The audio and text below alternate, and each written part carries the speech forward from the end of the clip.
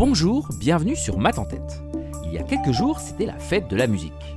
Tout le monde a probablement chanté joyeusement dans la rue, sauf qu'un jour, en 1953, soudainement, la France s'est mise à chanter faux.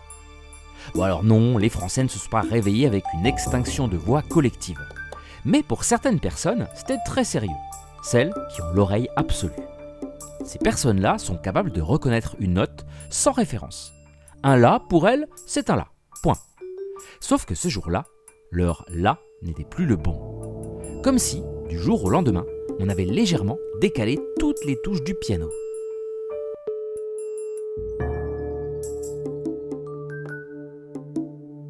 Le grand bazar musical.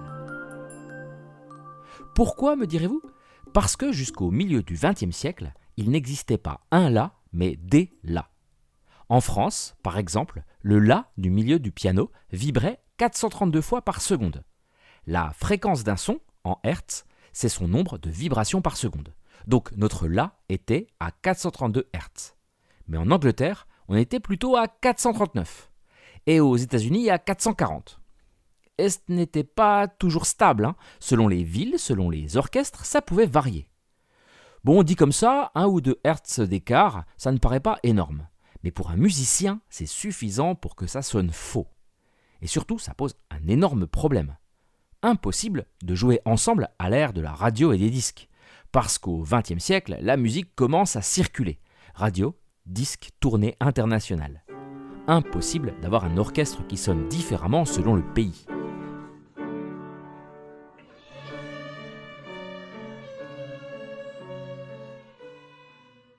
Il faut se mettre d'accord.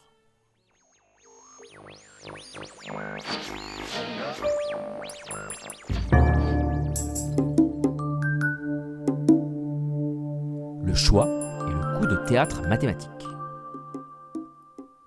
C'est ce besoin d'une référence stable et reproductible qui nous amène en 1953. Lors d'une grande conférence internationale, la décision tombe, le La sera désormais fixé à 440 Hz. Un standard mondial, le A 440. A pour la lettre internationale liée à la note de musique La. Mais alors pourquoi 440 ?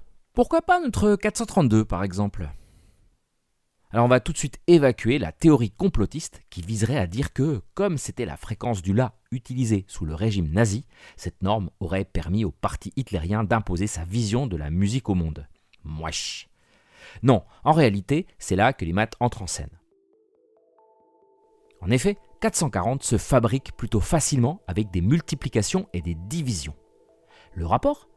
Pour produire une note de façon fiable, on utilise un système qui vibre très régulièrement. Par exemple, un cristal de quartz, le même genre de matériau que dans une montre. Ce quartz peut vibrer 1 million de fois par seconde, par exemple.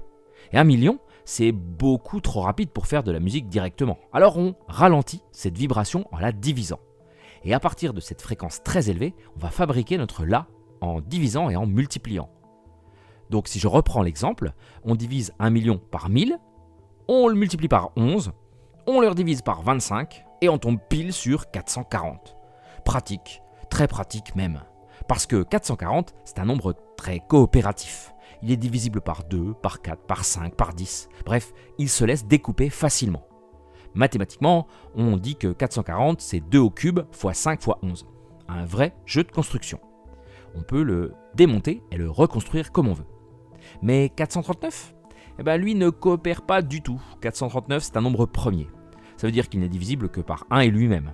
Impossible de le fabriquer simplement avec des divisions et des multiplications propres, surtout avec les technologies de l'époque.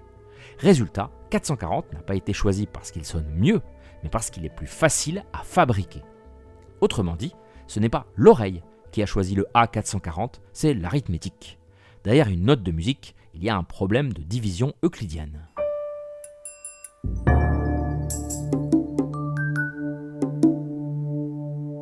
Uniformisé et perturbé.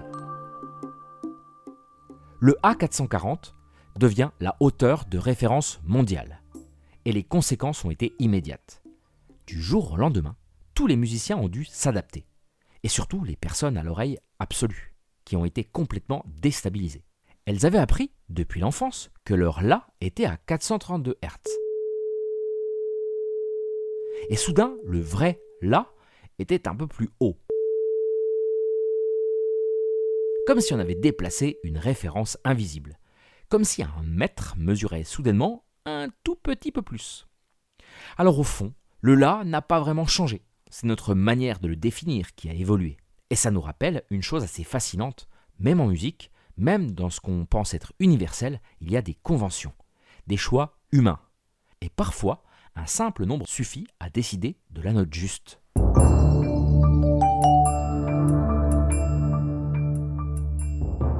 Voilà, j'espère que vous avez passé une bonne fête de la musique et je vous remercie pour votre écoute. C'est vous qui donnez le La de cette émission, donc n'hésitez pas à me proposer des idées sur les réseaux sociaux. N'hésitez pas à aller soutenir la chaîne, elle en a besoin pour continuer à vivre et vous proposer du contenu. D'ailleurs, Matt en tête a sa page Tipeee et a besoin de votre force. En attendant, fredonnez bien et je vous dis à très vite pour une nouvelle pastille mathématique.